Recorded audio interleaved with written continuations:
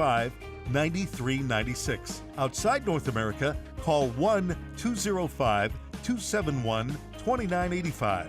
You can also send an email to openline@EWTN.com.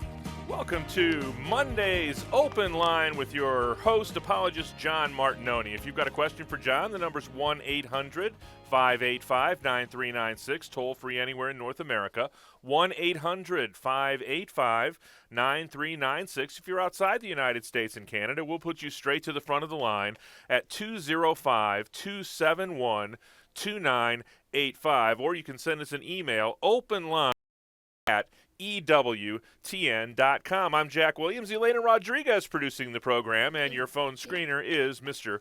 Matt Gabinski. As we mentioned before, our host on Monday, the founder of the Bible Christian Society, the director of the Office of New Evangelization and Stewardship for the Diocese of Birmingham in Alabama, and general all-around good guy, Mr. John Martignoni. How are you, sir? Doing all right, Jack. How about yourself? Fantastic. Good weekend? Every weekend is a good weekend. I can't continue a week of programming without hearing that answer to that question from you, John Martignoni. Well, I am glad to supply it for you then. Now, I would ask that our callers be gentle with John because he's working off of a loaner scriptures today. Yeah, I tell you. He didn't bring his own scroll. He's having to use the stock scroll here in the studio. Yes. And I'm going to have to track it down. I guess I took it out of my briefcase for something and just didn't put it back in. Got an email. He says, God from God, light from light, true God from true God, part of the Nicene-Constantinopolitan Creed, and he wants to know, what does that mean? Well, basically, it's just a reiteration a few times over that Jesus truly is God, because the Council of Nicaea was called to respond to the Arian heresy, which was saying that Jesus was not God. And then also the Council of Constantinople, part of the Arian heresy, was still around, although it was not as widespread, I guess, as it was a few decades earlier. But it was still around, still influencing people, and so they reiterated again that Jesus truly is God, and that Mary was the mother of God, the Theotokos, the God-bearer. So God from God, light from light, true God from true God, basically all of that is saying that Jesus Christ is indeed divine. He is a divine person. He truly is God. He's not a human person with incredible powers and unique powers, etc., etc. He is a divine person. He is he truly is God. He is a part of one of the three persons of the Trinity. So that's what the Creed is saying with those. Magdalena from Poland says, Dear Mr. Martignoni, what passages from the Bible could I use to refute Jehovah's Witness belief that people don't have an immortal soul?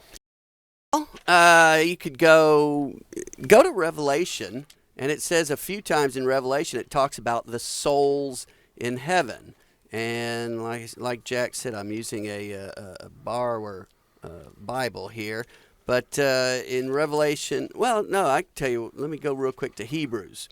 Hebrews 12 says the following, verse around 22. And so it says, But you have come to Mount Zion and to the city of the living God, the heavenly Jerusalem, with heaven in other words, and to innumerable angels in festal gathering, and to the assembly of the firstborn who are enrolled in heaven, and to a judge who is God of all, and to the spirits of just men made perfect.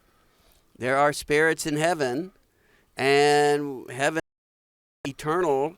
So once you get there, you know your soul is immortal. You are eternal. And then if you look again in Revelation in a few different chapters, it talks about the souls that are in heaven is an eternal place. So once your soul gets there, and then your body, once after the resurrection of the dead, then you will live forever in heaven. And we see that, in Revelation 21, 22, when the New Jerusalem comes down from heaven, and the souls of. This is a challenge with this Bible. Everything are on different sides of the page and everything. But so the New Jerusalem that comes down in Revelation 21 comes down, and it says, and the city has no need of sun or moon to shine upon it, for the glory of God is its light, and its lamp is the Lamb, and nothing unclean shall enter it. And so it's talking about the eternal heaven, which will be, heaven comes to earth at the end of time, the the general resurrection, the after the great tribulation and the judgment of all and so forth. So those passages that show souls in heaven to show a Jehovah's Witness that people have immortal souls, because souls in heaven but their body's not, which means their body died but their soul didn't. Hope that helps. Jason in Illinois, hang in there. You'll be our leadoff hitter. We'll also talk to Tim in Minnesota, Suzanne in Texas, Paul in Massachusetts, and we've got one line open for you at 1-800-585-9396, toll free anywhere in North America. 1-800-585-9396, Open Line Monday. 60 seconds with Angelica. Do not let your heart be troubled. Is your heart troubled? Well, what about? Well, I have my children are not in the church. We've had tragedy after tragedy in our family. This born loser, never been successful in his life. This one has terrible pain, all that. So who knows Jesus? And yet our dear Lord looks at us with great love as only a friend can, a real friend, and say, don't let your hearts be troubled. And I want you to think of that. He's saying, don't let it. Now, that means you can do something about it, doesn't it, huh? He doesn't say, I'm going to help you not to let your hearts be troubled. No, he said, you don't let it trouble you. The people you know and trust are on EWTN. Next time on The Journey Home, Marcus invites former Muslim Daniel Ali to return to share more details on his conversion experience. Welcome to the Holy Catholic Church. Don't miss his Journey Home. Next time on EWTN, the Global Catholic Network. This is Open Line on the EWTN Global Catholic Radio Network. If you have a question or comment, call 1-800-585-9396. Outside North America, call 1-205-271-2985 or send an email to openline@ewtn.com. You can hear great EWTN radio programming on stations like 94.3 FM in Sheridan, Wyoming, 89.5 FM in Geneva, Ohio, and 91.9 FM in Springfield and Marshfield, Missouri. To the phones we go. Our leadoff hitter, as I said before, will be Jason in Casey, Illinois, listening on FM 93.1. Jason, what's your question today for John Martignoni? Hello, gentlemen. I was wondering about, I understand that the Catholic Church teaches that saints are Christians who have died, have gone through purgatory or not, as the case may be, and currently have the beatific vision. What do you do with the argument that in certain of Paul's epistles, for instance, they are addressed to living Christians that are identified as saints? Okay. The problem there is that the first part of what you've said is only partially true, because while the church does say that those Christians who have died in a state of grace and therefore their souls are in heaven or they're in purgatory being purged of any attraction to sin that they may still have before they get to heaven, that they're called saints. But the church also talks about the communion of saints, of which everyone who is a member of the church is a part of. So the church also refers to people on earth state of grace as saints. In fact, in the Catechism, if you look in the glossary in the back, the definition is saint, the Holy One, quote unquote, is what a saint is, the Holy One, who leads union with God through the grace of Christ and receives the reward of eternal life. The church is called to the communion of saints of the holy ones. So, yes, the ones in heaven are definitely saints. They will always be saints, and we call them that to basically recognize the fact that the church has declared that these people are indeed in heaven. However, the people on earth, the communion of saints is made up of the church triumphant in heaven, the church suffering in purgatory, and the church militant on earth.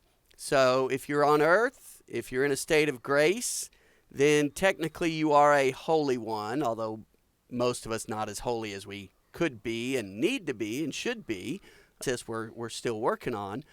But technically you can be referred to as a saint, as happens in Scripture. So the church does not limit the term exclusively to those in heaven, although in common usage, that's what happens. Does that make sense? So in common usage, you're talking about canonized saints, but technically, correct. Any Christian in a state of saint. Correct. Excellent. All right, that was my misunderstanding. Thank you very much. Thanks, You're Jason. welcome. Appreciate the phone call. We're heading out of Midland, Texas. Suzanne, listening on AM 1150. Suzanne, you're on with John Martignoni. Hello, thanks for taking my call. I'm so glad that you're there. Sure, Suzanne, go ahead. What's your question? Okay, my concern has to do with the Church of Christ claiming to be the church, in quotation marks, and how biblically do I refute that because this is settled. There's no discussion. There's no debate. They're the church from 33 A.D., even though all their history shows them to have come about with the disciples of Christ in the 1800s and then 1906 with this, Restoration movement? Right. Actually, in the Restoration, well, there's been more than one, but you're on track with the 1850s and the Campbellites, Alexander Campbell and who is the other one? I think Thomas Campbell, are generally attributed by folks who are, nonpartisan in the matter, that they were the ones who established what now is known as the Church of Christ. This is what I would do, and in fact, just this past week, I had lunch with 3 folks from the Church of Christ. 2 of them are preachers, Church of Christ. I think the third was a deacon or an elder, although not a preaching elder on that. However, I had, for the first time, one of them admitted to me that the individual churches of Christ are no more than, the oldest one would be back to the 1850s, which I found rather astonishing. But what I would do with one who says, no, we're the church that was founded in 33 A.D. by Jesus Christ, I'd say, number one, can you give me the history of your church? Can you show me, okay, in the Catholic Church, we have historical documents that show our Bishop of Rome, as well as other bishops, but in particular the Bishop of Rome, who is recognized as the head of the Catholic Church, that institution, the Bishop of Rome of the Catholic Church, since Peter. I mean, we can trace it all the way back to Peter, and through Peter to Jesus Christ. Can you give me historical documentation showing your Church of Christ? And I always call the Catholic Church, when I'm talking to Church of Christ folks, I always call it the Church of Christ, because technically that's I believe, the most official term. I mean, in the Vatican II documents, all refer to the Catholic Church as the Church of Christ. So my Church of Christ versus your Church of Christ. My Church of Christ has historical documentation that takes us back to the 1st century, to Peter the Apostle, and through Jesus Christ. Give me the historical documentation of the Church of Christ. Secondly, and you could actually ask this one first, is, okay, you're the Church of Christ that was founded, in 30 A.D. or 33 A.D., that means you're the Church of Christ that must have given the world the New Testament, the Bible. So where's your Church of Christ Bible? Because, the folks in the Church of Christ, they don't have their own Bible. Catholics, we have our own Bible. The Protestants have the King James Bible, which is actually an Anglican Bible. So the Baptists and so forth who argue, they really can't claim that because that's an Anglican Bible. But the church folks who believe Protestants are going to hell as well as Catholics are going to hell, and they don't recognize themselves as Protestants, they don't have a Bible of their own. They use the King James Bible or the New International Version or some other Protestant Bible. They don't have their own Bible, which to me says you can't be the original Church of Christ because you're not the ones who have your own Bible. You didn't give the Bible to the world. Does that make sense? That line of reasoning there? Yes, it does, and especially since I have that wonderful book, Where We Got the Bible. Right, and by Henry Graham, Bishop Henry Graham. I'm a convert, so I've read over the last 7 years, and so I gave this to a Church of Christ friend, and but as soon as they see the word Catholic on it, they're not interested in taking a look at it. Right. A couple of other things for you is, number one, how do the Church of Christ folks decide doctrinal disputes? Mm-hmm. Well, they call each other, and if they have a debate, but there's no one there who can decide the debate. Right, Right. But how did the church founded by Jesus Christ decide? Well, they called a council of the church. Representatives of the church, not just two guys who happen to be in the Church of Christ and they're debating a particular issue on a Friday night or something. This was a council representative of all the churches that had been established to that time, and they had a discussion, and then it says Peter spoke and all were silent. They had a discussion at a council called to handle a doctrinal dispute within the church. A debate, and then everybody went home still believing whatever it is they want. They had a council that had authority to decide that issue.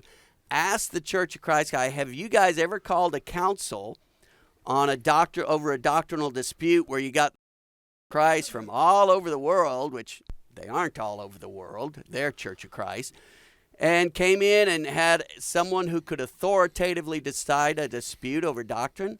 No, they don't have it. They don't have that. But that's what the Church of Christ founded in the first century had.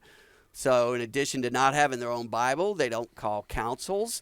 What else? The church of the first century had miracles, speaking in tongues, people who could prophesy. It's right there in 1 Corinthians 12, 13, and 14. Their Church of Christ doesn't have any of that stuff. Our Church of Christ does. So there's a few things that you can latch onto to bring up to them and see how that goes, okay? Hi, well, I'll be anxious to hear how it goes with those that you had lunch with last week. Well, just get on my website, BibleChristianSociety.com, and sign up for the newsletter, the email newsletter I do, because I'm sure, I think I'm going to have another in the next couple weeks, and I'm sure it will be good material for the newsletter. Okay, that's great. God bless you, and thank y'all at EWTN. God bless you, Suzanne. We appreciate the phone call. 1-800-585-9396.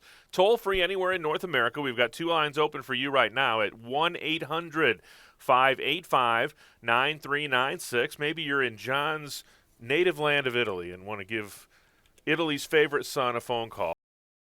Your number is 205-271-2985, or you can send us an email, openline at EWTN.com. A couple of lines open right now. It will be crowded later, so get your phone calls in right now. We'll head to Tim in Minneapolis, Minnesota, listening on Sirius XM Channel 130. Tim, what's your question today for John? Hi, John. How you doing? Doing all right, Tim. How about yourself? Doing well, thank you. So my question is the following. I've always been fascinated by the Sermon on the Mount and the reference to the Beatitudes in the Gospel. Because, generally when Jesus would preach, he would just talk about, heaven, generically and the benefits of heaven, and, sprinkle in, obviously, the, hell. But with the Beatitudes, he seemed pretty specific in terms of here's a virtue. If you live this virtue, here's a very specific benefit to you. And what strikes me and perhaps, and this is part of my question, it's all allegorical, but if you take Jesus literally in this case, in terms of, you see the face of God, inherit heaven, inherit the earth, it would seem as though there's almost a bit of kind of a ranking that if you look at and say, well, seeing the face of God is, presumably, a higher good than to inherit the earth. Is there a ranking effectively of the Beatitudes and therefore of those virtues that are cited in your view? Well, in my view, no, and I can't say that I've ever heard of anyone ranking them, saying, okay, this one's the most important. It's best to be meek. If you're going to be meek or poor of spirit, it's better to be meek than poor of spirit.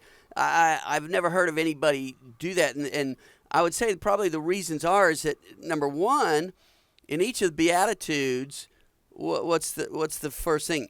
If you're this, you are blessed. Okay? So every one of these leads to a person being blessed.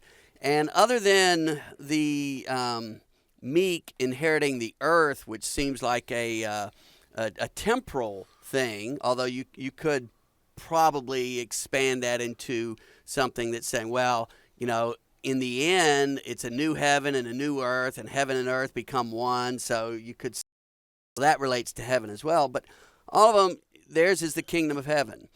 Blessed are those who mourn, they shall be comforted. Well, how are you ultimately comforted? By being in heaven with God for all of eternity. Blessed are those who hunger and thirst for righteousness, they shall be satisfied. Well, righteousness. Those who do right and die in a state of grace go to heaven. Those who do wrong, die in a state of mortal sin, go to hell. Blessed are the merciful, they shall obtain mercy. In other words, if you forgive the sins of others, your sins will be forgiven. Which your sins are forgiven, you go to heaven. Blessed are the pure in heart, they'll see God. Blessed are the peacemakers, they'll be called sons of God. Again, looks like you're headed for heaven in pretty much all of these. And there's something else. There's one thing I read once about how they're actually related to each other. Blessed are the poor in spirit, for theirs is the kingdom of heaven. Well, when you're poor in spirit, that means you're very humble. And it's a poverty of spirit. It's a humility of spirit. And you recognize that you're not where you need to be. You're not as holy as you need to be. And so you mourn because you're not as holy as you should be. You're not up to, the standards that God has said, hey, we all need to be holy as the Father is holy. Well, so you're mourning because you haven't reached that holiness. And because you realize this, it causes you to be very meek. And when you're meek, you're hungering and thirsting for righteousness. And that will be satisfied. And as you hunger and thirst for righteousness, well, you realize that God is merciful to you, so you're going to be merciful to others. And when you show mercy to others, you're imitating Christ in a very profound way, and you're becoming pure in heart. And as you become pure in heart, you become a peacemaker. You want all men to come to the knowledge of, to be saved and come to the knowledge of the truth, and to have peace, to be rightly ordered in all things. And because you're a peacemaker, those who don't like peace are going to persecute you for the sake of the kingdom. You will be persecuted for the sake of the kingdom. So there's not an order, but a relation between the first and the last and all the ones in between. Does that help you out? Does that make sense? Yeah, it does. I mean, I didn't, want to, be implying that, they're not all good and therefore they all. Oh, no, and I didn't take it that way. Not at all. Not at all. Well, to think of them as being interrelated as well, because I hadn't really thought of it in that terms before. But it's kind of striking that there's a specific, at least on two of them. I'm going to have to cut you off here. I apologize for that, Tim, but we've got a hard break we can't get around. Open Line Monday with John Martignoni rolls on EWTN Global Catholic Radio. Coming up later today on Cresta in the Afternoon. Our topics during Cresta in the Afternoon toggle between church teaching and then using that teaching to shine a light on our world. We'll look at Christ and culture, church and world, religion and public life, from abortion to Zechariah and everything in between. Biblical criticism, Hollywood productions, academic debate, family and love, prayer and spirituality. Cresta in the Afternoon, later today on EWTN Radio. Podcasts of Open Line within 24 hours of live broadcast. Go to EWTN.com and click on Multimedia. Matt Swaim here. Join Anna Mitchell and me for the Tuesday edition of the Sunrise Morning Show. Dr. Gregory Popchak joins us to discuss his new book, Broken Gods. We'll get a pro-life news update from Paula Westwood of Right to Life and check in with Michael Dopp from Relit. Plus news, weather, sports, and more. Hope you can join us Tuesday morning. The Sunrise Morning Show. A way to start your day. On the next Catholic Connection with Teresa Tomeo. The latest push around the country and the world for assisted suicide will get an update. Plus, the film Old Fashioned is being released on DVD. Rick Schwartzwelder, director, writer, and producer, joins us on a Tuesday. Catholic Connection, weekday mornings at 9 a.m. Eastern on EWTN Radio. Hi, my name is John. It's not easy being a kid today. You wouldn't believe some of the things that kids talk about on the playground and on the school bus. I know some of it can't be right, so I asked my mom and dad about some of it. I'm glad they listen to Catholic radio because whenever I ask them something, I know I'm getting a straight answer. Kind of answer that Jesus would give me. There's a lot of places to find out about things. But me, I trust my mom and dad in Catholic radio.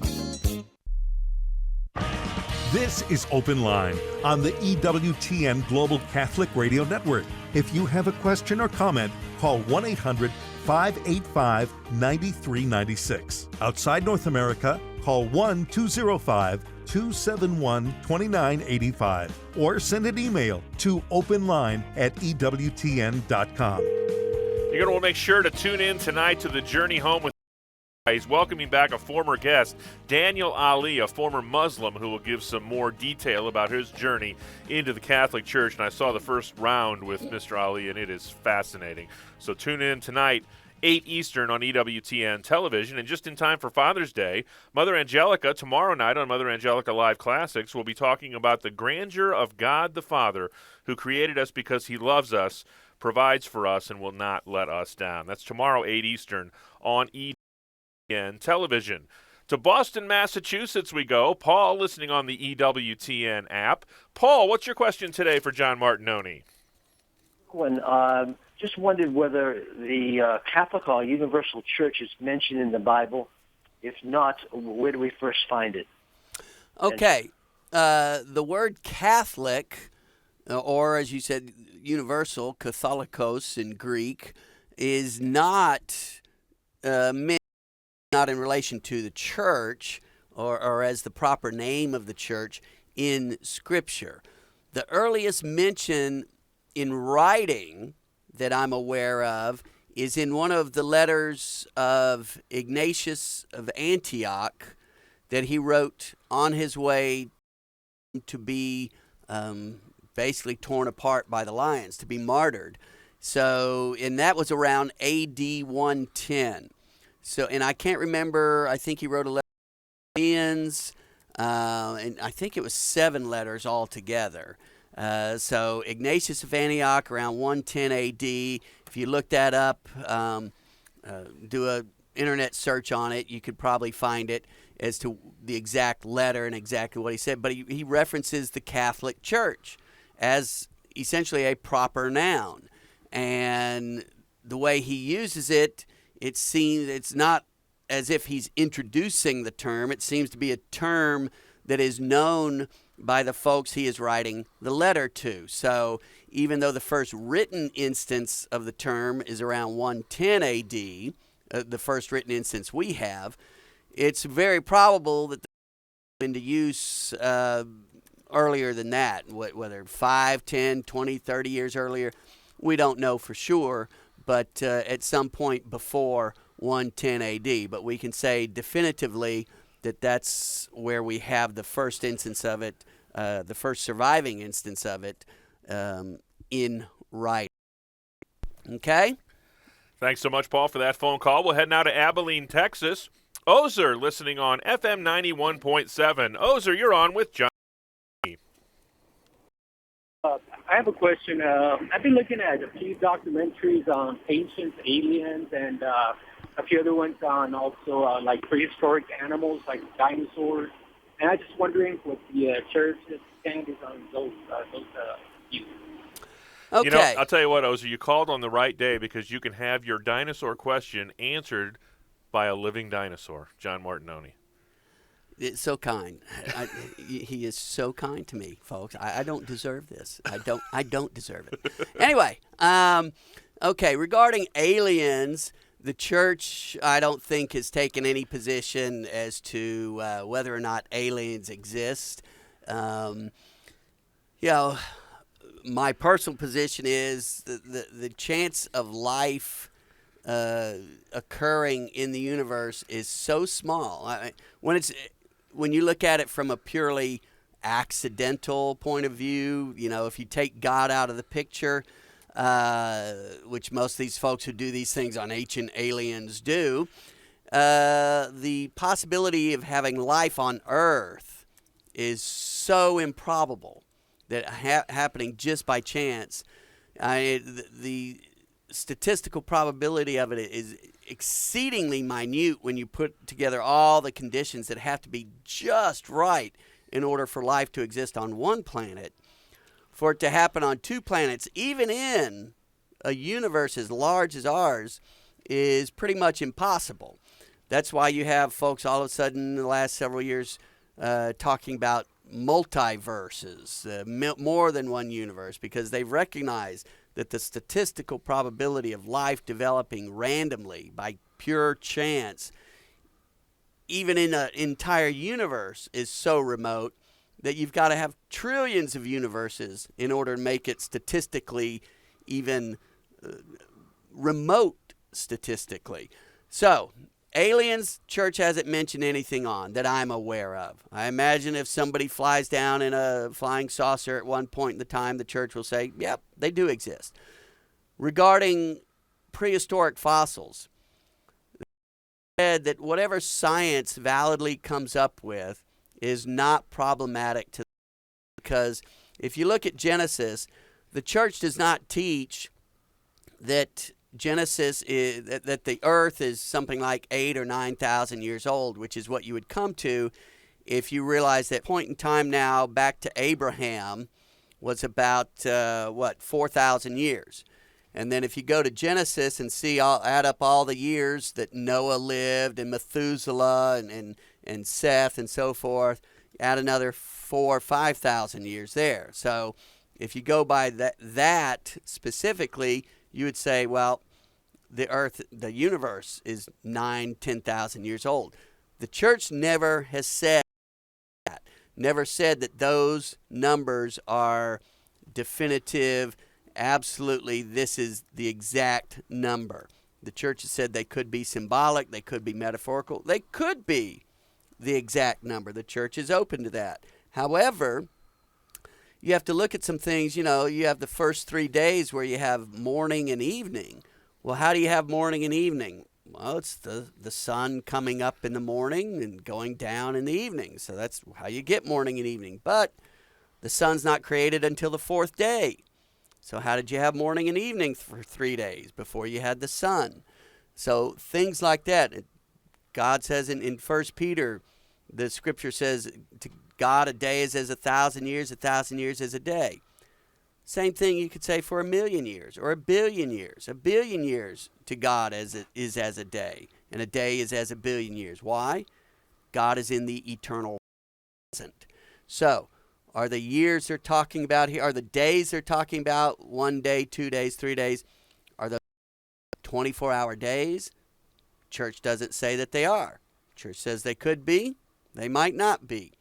But there are problems with a 24-hour interpretation. One of them being, like I said, well, you can't have morning and evening without the sun.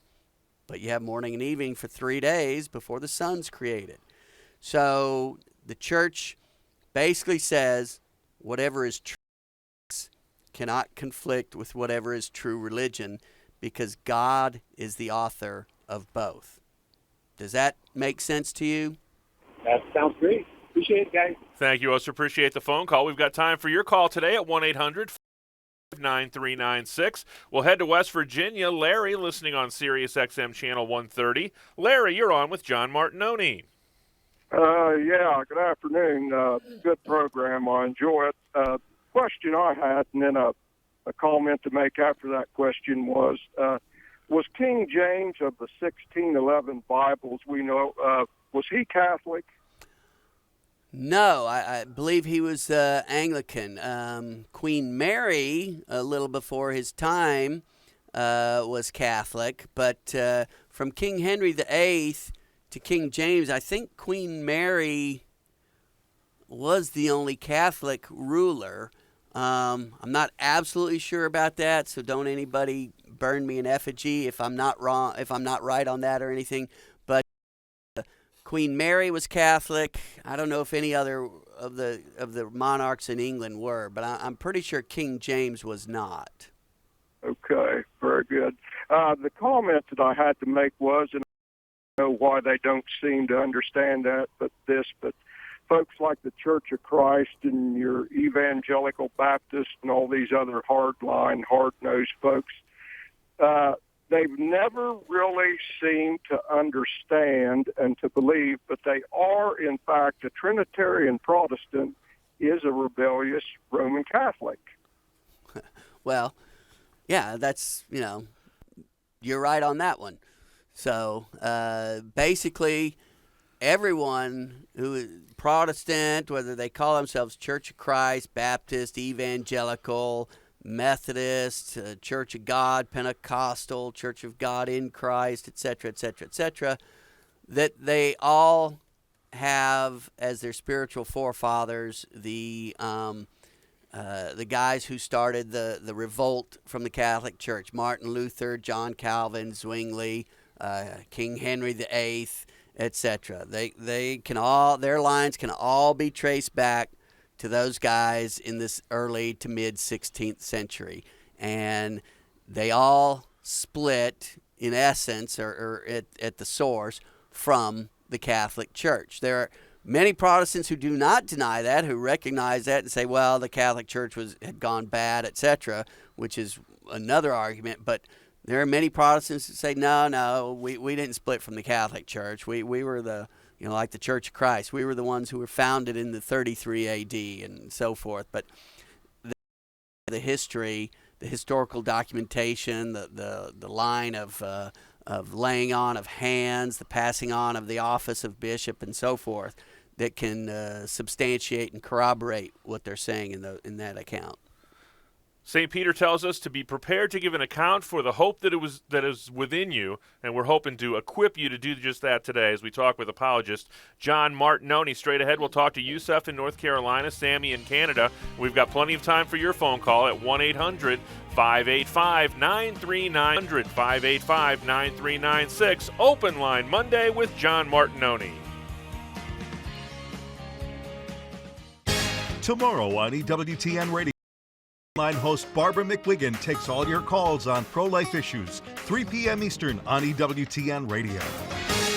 Have you ever wondered what it would be like to serve the largest Catholic media outlet in the world as a Franciscan brother or as a priest? If you're discerning a vocation to the consecrated life, here's your chance to discover the life of the Franciscan missionaries of the Eternal Word. The MFVA community is sponsoring 2 San Damiano vocation retreats. Each retreat is 3 days. The dates are June 5th through the 7th and July 3rd through the 5th. If you're interested in attending either of these retreats and are between 18 and 35, please fill out the inquiry form you will see on the MFVA website. Go to franciscanmissionaries.com and click on the Vocations tab. Again, that's franciscanmissionaries.com and click on the Vocations tab. And may God bless you. This is Open Line on the EWTN Global Catholic Radio Network. If you have a question or comment, call 1-800-585-9396. Outside North America, call 1-205-2 800-271-2985 or send an email to openline@ewtn.com. We still have one line open for you at 1-800-585-9396. That's the number Yusef used in North Carolina. Yusef, you're on with John Martignoni. Yusef, are you there? Oh, yes, I am. Go right ahead. You're on with John Martignoni. Oh, okay. My question was, I was speaking to this Hindu man, and he was saying that we can't trust any of the major world religions, like the Abrahamic religions, because they all are based off something someone else told us. And my question is, what's the answer to that? What's the Catholic answer to that? Well, number one, is he a practical? I believe so. Okay. No, he's like a spiritual Indian kind of thing. Okay, you know? well, who did he hear about his religion from? Well, he says that we all should have our own path to the divine. And that we can't trust I got it. person All right, well, first of all, number one, what he's saying essentially is we can't believe anything anybody says, period. I mean, does he believe that matter is made up of atoms? You know, well, ask him that. And if he says yes, say, well, you can't believe that because you heard that from people. You know, he's never seen an atom. He may have seen drawings and representations of atoms in science books or something. He's never seen an atom. He heard about them from another person. Ask him if Seattle, Washington exists. If he says yes, say, well, have you ever been there? He says, he'd probably tell you no, I would assume. Tell him, say, well, actually, you can't believe that it does exist because you've never been there. You've only heard about it from people. I mean, that line of reasoning is ridiculous. It's illogical. It's contrary to common sense. So first you establish that, well, the line of reasoning he's using is illogical, and it's not something a sane human being should use because he's only using that with religion. He's not using it with other aspects of his life. So number two, you can tell him, say, no, the Catholic religion actually, we heard about it from God himself, Jesus Christ. Now, he might say, well, yeah, but maybe those people who were there at the time, but not anybody living now. Well, actually, that's true. I haven't talked directly to Jesus, but we have plenty of witnesses who attest to the fact that he was here, that he said what he said, that he said what is reported as saying, that he did what he's reported as doing. We have witnesses who are, the apostles, who are not apostles but knew the apostles. We have witnesses about his existence who were not even Christian. They were Jewish. They were Roman. We have the results of the fact that if he's not said and he was and who he claimed to be, well, then this religion, why did it even start in the first place? Why did the people die to teach others about this religion?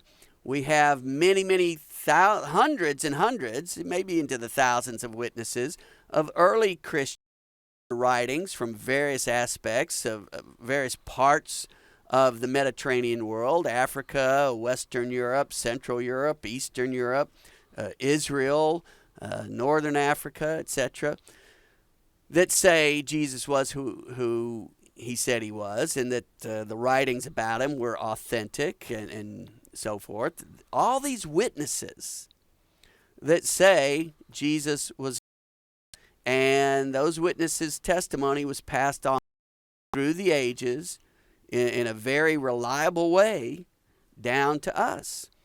Ask him if he believes Julius Caesar conquered around 40 or 50 BC. Was he there? Well, no, he has to believe historical witnesses for that. But, would he say, oh, well, I can't believe that because I'm relying on humans for that?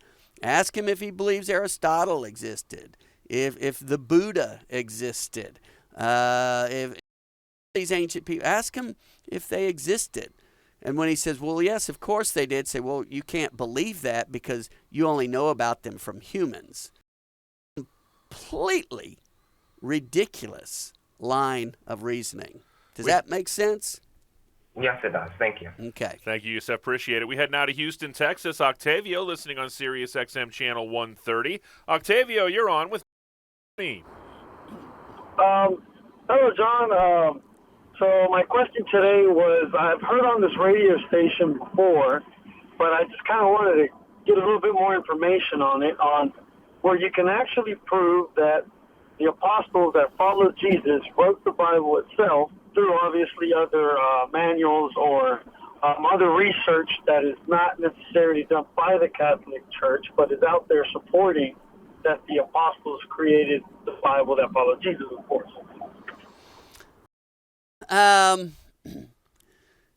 You know, again, we've got the witnesses of the early church fathers, but you might reject them because they were all Catholic. But their witness is consistent for people who did not necessarily have contact with each other. For example, you might have somebody writing from Gaul and somebody writing from Hippo, somebody writing from Alexandria, somebody writing from Jerusalem, somebody writing from Damascus, so forth and so on. But their testimonies are very, very similar. Even though, you know, communication, they didn't have the internet, they didn't have email, they didn't have even regular mail service or anything like that, telephone, telegraph, etc. But yet all their are remarkably similar. Furthermore, their testimonies included the fact that they were willing to die for this church and the beliefs that this church taught, you know, and saying that, hey, this is the true church founded by Jesus Christ. These are the true beliefs that were taught to it by Jesus Christ. But so all these varied witnesses show that they have the evidence. You can get, there's a good book out there. It's called The Faith of the Early Fathers. There's 3 volumes. Excuse me. You really only need the first volume. It goes for the first 300, 400 years of Christianity. And you just go back to the Doctrinal Index, or you look up Pope, look up church, look up authority, and see what the witnesses of the early Christians from the 1st, 2nd, 3rd, and 4th centuries stated. And they said over and over again that Peter, who we know from the Bible was the lead apostle, that Peter and Paul founded the church in Rome, that Peter was succeeded as bishop of Rome by Linus and then Clement and Anna. You know, we've got historical documentation down to our current pope. The other bishops, Bishop of Jerusalem, of Alexandria, Egypt, of Antioch, of Constantinople, historical witnesses that these bishops all from, you know, the apostles or someone appointed by the apostles. And the apostles were the group established by Jesus Christ or handpicked by Jesus Christ, which as he told Peter in Matthew 16, I will build my church on you, Peter the rock. Well, Peter and the apostles there in union with him were the first bishops of the church. So historically speaking, it's there if you want to do the research and have an open mind. Now, if you want to say, well, I'll only rely on Jewish sources or Roman sources, well, the Romans weren't all that interested in a Christian sect coming out of ancient Israel. So they're historians, you know, there's a mention of Jesus, but not necessarily the hierarchical setup of his church, the priests, the bishops, etc. The Jews, well, after 70 A.D., when the temple in Jerusalem was destroyed, and all of Jerusalem, and they were scattered to the 4 winds, not a whole lot on them, although they talk about Jesus in the Talmud, some early Talmud, but not about the hierarchy of the church. I mean, it just wasn't an interest of theirs. So to get non-Christian sources from early on, I don't know how you're going to do it, but the Christian sources are many and varied, and they're there if you want to take a look at them. It's Rudy in Texas, listening on Guadalupe Radio. And Rudy, what's your question today for John? Yes, I was curious about the phone call a little earlier about the different religions breaking away, and they don't have the apostolic succession. So I know that the Mormons think that apostolic succession was broken someplace in time. Can you elaborate on that, or? Well, yeah, I mean, the Mormons think apostolic succession, that and that the church in general went into total apostasy sometime, I think, towards the end of the 1st century, early 2nd century. I mean, basically the 2nd generation or the 3rd generation of Christians at the think. So apostolic succession ceased. The gates of hell prevailed against Jesus' church, even though he promised they wouldn't in Matthew 16, according to the Mormons. And it wasn't until some miraculous intervention by the angel Moroni or something like that in, I think the 1840s to Joseph Smith, who Joseph Smith was basically, I think he was a failed Methodist minister, something along those lines.